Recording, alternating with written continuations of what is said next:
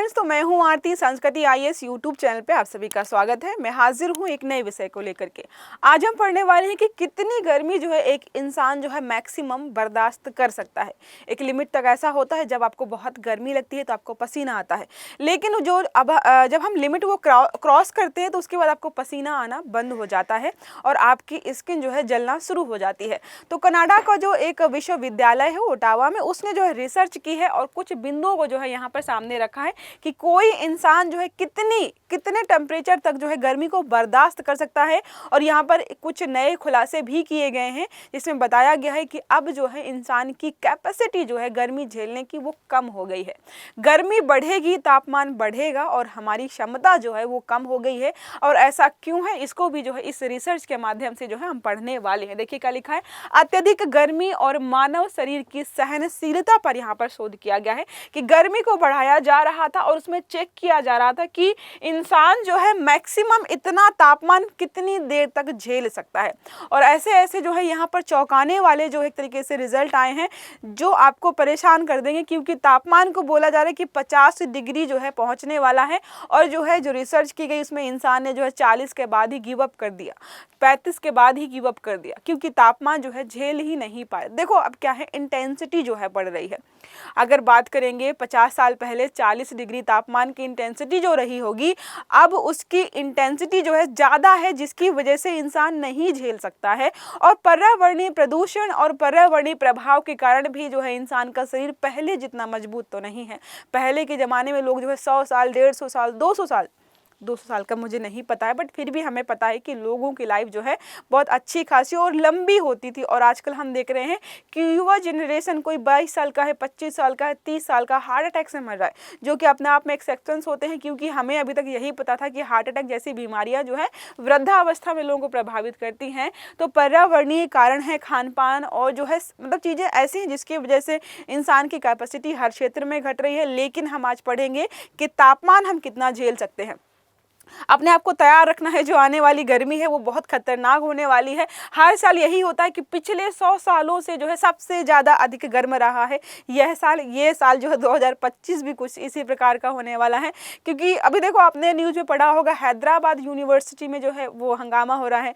400 square feet या 400 kilometre के दायरे में बहुत बड़ा कोई वन क्षेत्र था और यूनिवर्सिटी के अंदर था। वहाँ से जो है पेड़ों पौधों को काटना शुरू किया गया था। सारे पशु पक्षी कितना मतलब रो रहे थे, कितना चिल्ला रहे थे। वो सारे वीडियो जो आप इंस्टाग्राम पे देख रहे होंगे, लोग प्रोटेस्ट करने भी पहुंचे हैं कि भाई इस वन क्षेत्र को ना काटा जाए। फिर भी देखो अब क्या होता है वो चीज़ें नहीं पता है। लेकिन इन सब चीज़ों की वजह से जो है पर्यावरणीय नुकसान हो रहा है, उसका इफेक्ट जो है कहीं ना कहीं हमें भी प्रभावित करता है। तो वर्तमान में जलवायु परिवर्तन के कारण गर्मी एक गंभीर चिंता का विषय बनी हुई है। हाल ही में कनाडा के ओटावा विश्वविद्यालय द्वारा किए गए शोध में पाया गया है कि मनुष्यों की गर्मी सहन करने की क्षमता अब कम हो सकती है। यह शोध भविष्य में जो है गर्म जलवायु के प्रभावों को समझने के लिए और उस पर नीतियां बनाने के लिए भी जो है हमें मदद करने वाला, मतलब जो है वैसे होना ये चाहिए कि तापमान बढ़ेगा, हम मजबूत हो रहे हैं, हम तापमान को झेल लेंगे।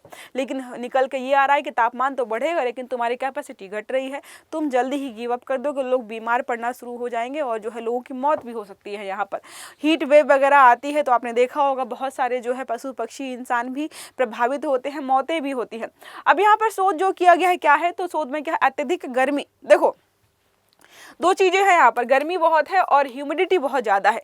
अब एक समय के बाद जो है जब गर्मी लगती है, तापमान बढ़ता जाता है लेकिन पसीना नहीं आता है, क्योंकि वहाँ पर जो है ह्यूमिडिटी ज़्यादा होती है जो कि आपके पसीने आने की प्रक्रिया को रोकती है। ठीक है, परीक्षण में जो है 12 स्वयं सेवकों को लिया गया था जिनको 45 डिग्री सेल्सियस तापमान, 57% आर्द्रता वाले तापमान में रखा गया था, वातावरण में रखा गया था। जिसमें क्या हुआ कि वातावरण में 62 डिग्री सेल्सियस जो है ह्यूमिडेक्स जो है यहाँ पर अनुभव किया गया। यह शोध समझने की कोशिश करता है कि थर्मोरेगुलेशन होता है हमारा शरीर जो है तापमान को, जैसे जैसे गर्मी बढ़ती आती है तो हमारा शरीर जो है तापमान को मैनेज करने के लिए पसीना वगैरह जो निकालता है, बैलेंस रखने के लिए, कूल रखने के लिए, उसको हम बोलते हैं थर्मोरेगुलेशन। गर्मी को रेगुलेट करने की जो प्रक्रिया है कितनी सीमा तक प्रभावित होती है, ये सारी चीज़ें जो है यहाँ पर इस शोध के माध्यम से समझने का प्रयास किया गया है। अब बात करें जो है शोध के प्रमुख निष्कर्ष क्या है, सतत तापमान वृद्धि। यहाँ पर लगातार जो है तापमान को बढ़ाया गया था और यहाँ पर बोला गया है कि तापमान लगातार बढ़ाने के बाद जो है कई प्रतिभागी 12 लिए गए थे, उन्होंने 9 घंटे के बाद ही जो गिव अप कर दिया कि भाई अब हमसे बर्दाश्त नहीं हो रहा है, इससे ज़्यादा तापमान हम नहीं झेल पाएंगे। 9 घंटे की बात हो रही है, महीनों तक गर्मी पड़ने वाली है। और जो है अगर 10 दिन भी जो है 50 डिग्री तापमान रहता है तो आप समझो कि जो है पशु पक्षियों, जीव जंतुओं, इंसानों और जलाशयों की, जल स्रोतों की यहाँ पर क्या स्थिति होने वाली है।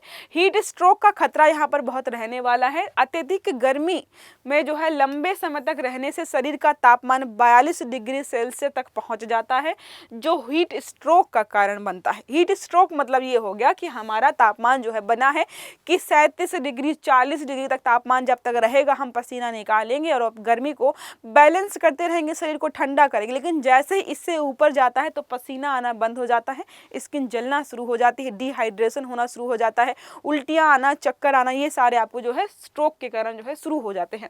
थर्मल स्टेप प्रोटोकॉल यहाँ पर अपनाया गया था। ये जो शोध किया गया है पिछले 50 वर्षों से इस्तेमाल किए जा रहे थर्मो रेगुलेशन के मापदंड की पुष्टि करता है। थर्मो रेगुलेशन बताया है मैंने, अपने बॉडी के टेम्परेचर को रेगुलेट करने का जो प्रक्रिया है उसको हम जो है थर्मो रेगुलेशन के नाम से यहाँ पर जानते हैं। अब भविष्य में गर्मी के क्या प्रभाव होने वाले हैं, तो जलवायु परिवर्तन हो रहा है। ये कोई नई बात नहीं है, हमें पता है। हम बहुत प्रयास कर रहे हैं कि तापमान को कम कर ले, तापमान को रोक ले, लेकिन जो है वनों की कटाई भी लगातार कर रहे हैं, जल प्रदूषण भी कर रहे हैं, वायु प्रदूषण भी कर रहे हैं, जिसकी वजह से तापमान कहीं से भी नहीं रुक रहा है। बढ़ता तापमान जो है आर्द्रता के कारण ये अधिक सामान्य यह होता जा रहा है। अब बात करें शोध के अनुसार स्वास्थ्य पर क्या असर पड़ने वाला है, तो शोध के अनुसार गर्मी से जो है बहुत सारी जो है समस्याएं हो सकती हैं। खासकर युवा जो भी लोग हैं वो गर्मी के लिए जो असहनीय हो सकती है। इतनी गर्मी पड़ेगी कि युवा जो जनरेशन है वो बर्दाश्त ही नहीं कर पाएगी। खासकर दक्षिण एशिया देशों में जो भी देश हैं वो ज़्यादा प्रभावित होने वाले हैं। इसके अलावा बुजुर्गों के लिए विशेष रूप पर यह बहुत गंभीर खतरा होने वाला है, क्योंकि बुजुर्ग क्यों भाई, जब वो 50-60 साल पहले जो है जब वो पैदा हुए होंगे, 70 साल पहले जब पैदा हुए होंगे तो स्टार्टिंग स्टेज में तो इतनी गर्मी पड़ती नहीं थी। अब उनके लिए अचानक से बुढ़ापे में आए हैं, पता चला 50 डिग्री तापमान हो गया, उनको लग रहा है कि इतना तो कभी आज तक, उनके हिसाब से क्या है कि इतने बुढ़ापा आ गया, हमारा कभी इतना तापमान नहीं हुआ, तो उनका शरीर जो उसको बर्दाश्त करने के लिए बना ही नहीं, तो उनके लिए खतरा यहाँ पर ज़्यादा रहने वाला है। अब बात की जो है थर्मो रेगुलेशन, शरीर कैसे तापमान नियंत्रित करता है, तो थर्मो रेगुलेशन क्या होता है, यह शरीर की वह प्रक्रिया है जिसमें शरीर अपने तापमान को 36.5 डिग्री सेल्सियस से 37.5 डिग्री सेल्सियस के बीच बनाए रखता है। हमारा शरीर है ऐसा बना हुआ है, मशीन ऐसी प्रकार की है कि तापमान जो है शरीर का इसके बीच ही रहे, इससे ज़्यादा ना हो और ना ही इससे कम हो। और इसको बनाए रखने के लिए पसीना वगैरह निकालती है हमारी बॉडी। जब तापमान बढ़ता है तो क्या करता है शरीर हमारा, पसीना निकालकर रक्त प्रवाह को बढ़ाकर ठंडा करने की कोशिश करता है, ताकि हमारा टेम्परेचर जो है इसी के बीच बना रहे। तो कभी भी पूछे थर्मो रेगुलेशन में हमारे बॉडी का तापमान कितना रहता है, तो 36.5 डिग्री सेल्सियस से लेकर जो है 37.5 डिग्री सेल्सियस तक रहता है। अब यहाँ पर बात करें जो है हीट स्ट्रोक की और जो है हीट जो है एक्सॉशन की।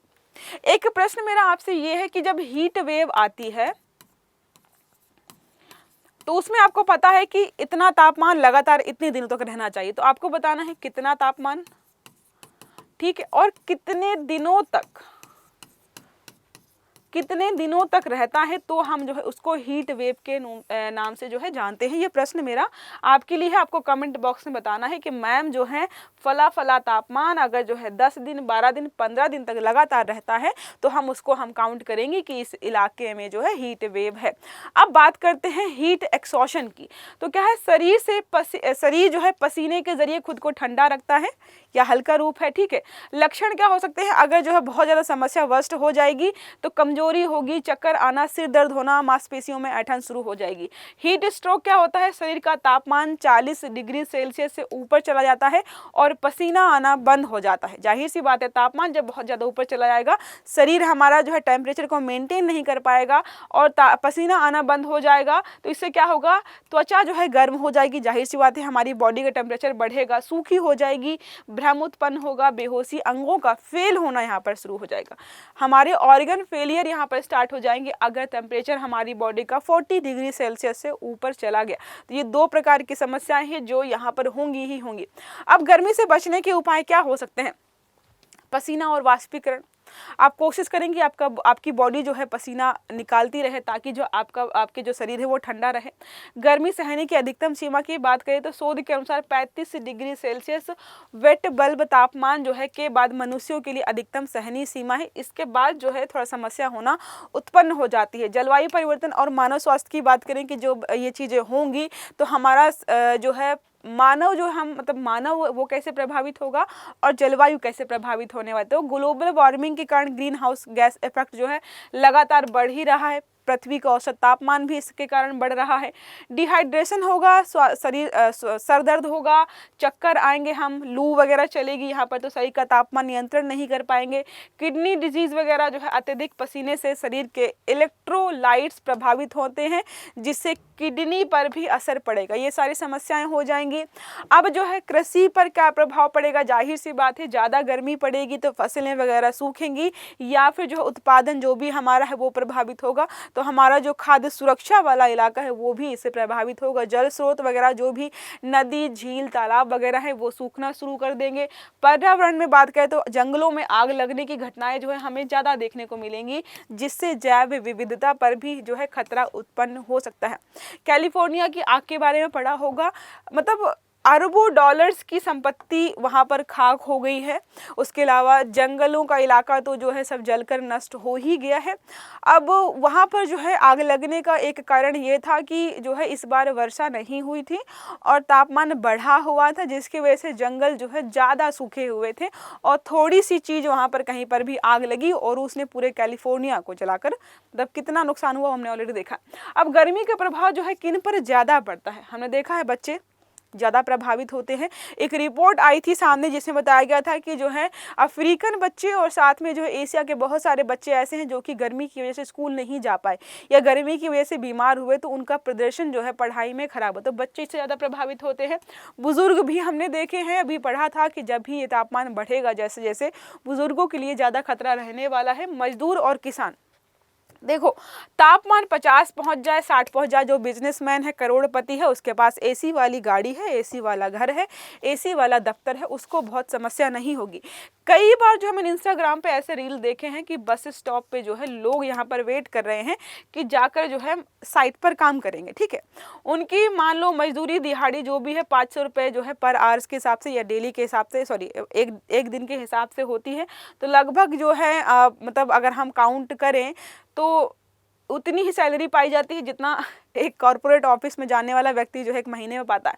तो ये बोलते हैं कि देखो हमें भी जो है महीने की 30,000 सैलरी मिल रही है, 25 मिल रही है, इन्हें भी जो है 25 या 30 मिल रही है। क्या फ़र्क है मजदूरों में? फ़र्क है इन्वायरमेंट का फ़र्क है। आप जो है एसी वाले दफ्तर में बैठकर जो है काम करते हैं, ठंडा पानी मिल जाता है आपको, अच्छी छाया है, अच्छा ऑफिस है, वेंटिलेशन, बढ़िया जगह काम कर रहे हो। ये जो व्यक्ति काम करने जा रहा है, गर्मी हो ठंडी हो, इसको सब बर्दाश्त करना पड़ता है। फ़र्क ये है। अब मैंने आपको बताया जब भी तापमान बढ़ेगा तो बिजनेसमैन जो करोड़पति उसको गर्मी से कोई फर्क नहीं पड़ता है। घर से निकलेगा, एसी वाले घर से निकलेगा, एसी वाली गाड़ी में बैठेगा और जो है एसी वाले दफ्तर में पहुंच जाएगा, उसको कोई समस्या नहीं हुई। लेकिन मजदूर है, किसान है, तब तापमान 50 का 60 पहुंच जाए, अगर जो है दोपहर में खेत में जाना है तो उसको जाना पड़ेगा। मजदूर को साइट पर जाना है, तापमान 50 पहुंचा दीजिए, फिर भी उसको अपना घर चलाने के लिए जाना पड़ेगा। इसलिए जो है जो ज़्यादा समय बाहर बिताते हैं उनके लिए जो है ज़्यादा समस्या यहाँ पर हो सकती है क्योंकि उनके पास कोई दूसरा विकल्प यहाँ पर मौजूद नहीं होता है। अब बात करें जो है भारत में जो गर्मी बढ़ रही है उससे क्या समस्या होगी, तो कुछ राज्य ऐसे हैं जो ज़्यादा प्रभावित होंगे। दिल्ली, राजस्थान, बिहार, उत्तर प्रदेश, यहाँ पर 45 से जो है 50 डिग्री तापमान पहुँच सकता है। ये कोई नई बात नहीं है, हमने जो है पिछले साल भी देखा है। नई बात तो ये होगी कि 50 से अगर ज़्यादा पहुँच जाता है, उसकी भी उम्मीद यहाँ पर है कि जो है तापमान शायद जो है पिछले साल की अपेक्षा यहाँ पर ज़्यादा भी हो सकता है। अब बात करें जो है शहरों को गर्मी के अनुकूल कैसा बनाया जाए। पहले तो आपने शहरों को ऐसा बनाया है कि पेड़ पौधे काट के लंबी लंबी चौड़ी चौड़ी बिल्डिंग्स बना दी हैं, जिसकी वजह से क्या होता है कि बिल्डिंग गर्म होती है, तापमान और बढ़ जाता है। पेड़ पौधों की आपको संख्या बढ़ानी है, जो कि आपने शहर को बनाने के लिए काटा था। वाटर फाउंडेशन जो है और सार्वजनिक पानी के स्रोत भी बनाने हैं। आपने दिल्ली के कई इलाकों में देखा होगा फाउंटेन बनाए गए हैं जो स्प्रिंकल करते रहते हैं वाटर। आपने सऊदी अरब वगैरह में भी देखा होगा कई लग्जरी जो है रेस्टोरेंट्स, कैफ़े एंड लॉन्ज होते हैं, मतलब आपको देखने को मिल जाएंगे दिल्ली वगैरह में। अगर आप कभी बढ़िया जगह जाएंगे तो ये सारे फाउंटेन्स वगैरह या स्प्रिंकल्स लगे रहते हैं, जो कि ठंडी ठंडी पानी की बूंदें जो है इन्वायरमेंट में छोड़ते रहते हैं, तो थोड़ा सा तापमान यहाँ पर कम रहता है। कूल रूफ टेक्नोलॉजी आप अपना सकते हैं, मतलब जो है छतों पर या दीवारों पर इस प्रकार का पेंट कर दें जो कि तापमान को 2 से 3 डिग्री तक घटा सकता है। ये सारे तरीके हैं जिसके माध्यम से जो है शहरों को थोड़ा ठंडा हम बना सकते हैं। गर्मी से बचने के लिए सरकार क्या कर रही है? शीतलन केंद्र स्थापित कर रही है। ऐसी जगहें बनाई जाएं जहां लोग गर्मी से बचने के लिए आ सके। जल वितरण अभियान हो, गर्मी में मुफ्त पानी उपलब्ध कराया जाए। वर्किंग आवर्स में बदलाव करने की आवश्यकता है। अगर जो है 9 से 6 वर्किंग आवर्स रखे हैं, मतलब जो है पीक गर्मी वाले आवर्स, उसके बाद ठंडा होता है, तो थोड़ा आप जो है वर्किंग आवर्स में बदलाव करिए ताकि जब ठंडा मौसम हो तो लोग काम करने आए और जो है आराम से करें। देखो आपने कई बार स्टडीज़ में पढ़ा भी होगा, गर्मी ज़्यादा होती है तो आपकी वर्क कैपेसिटी जो है कम हो जाती है। गर्मी में आप एग्जॉस्ट हो जाते हो, पसीना आता है, इरिटेशन होती है, काम करने का मन वैसे भी नहीं करता है। अगर मौसम ठंडा होता है तो प्रोडक्टिविटी जो है बढ़ जाती है। गर्मी से बचाव के आसान उपाय क्या है? हल्के और ढीले कपड़े पहनने हैं, ज़्यादा से ज़्यादा पानी पीना है, दिन में 3 से 4 लीटर, सुबह शाम बाहर निकले, दोपहर में कम यात्रा करें, घर पे रहना आराम से, घरों में अच्छे वेंटिलेशन की व्यवस्था करें ताकि गर्मी कम से कम आपको यहाँ पर लगे। ओके, एक प्रश्न हमारा है हीट स्ट्रोक और हीट एग्जॉर्प्शन जो है कि मुख्य अंतर, इन दोनों के बीच जो डिफरेंस मैंने आपको बताया था, अब आपको जो है विकल्प के माध्यम से बताना है। हीट एग्जॉर्प्शन में पसीना बनना बंद हो जाता है। हीट स्ट्रोक में त्वचा ठंडी और नम होती है। हीट स्ट्रोक में शरीर का तापमान 40 डिग्री से ऊपर चला जाता है और पसीना बनना बंद हो जाता है। हीट एग्जॉर्प्शन में अंगों का फेल होना शुरू हो जाता है। तो आपको सही उत्तर जो है कमेंट बॉक्स में देना है। आई होप ये आर्टिकल आपको समझ में आया होगा, मददगार भी रहा होगा। अगर वीडियो अच्छा लगा है तो लाइक जरूर करिएगा, चैनल को सब्सक्राइब करना मत भूलिएगा, बेल आइकन दबाइएगा ताकि जितने भी हमारे आर्टिकल्स हैं वो सारे आपको समय पर मिलते रहें। अच्छे से पढ़िएगा। Have a good day. Thank you.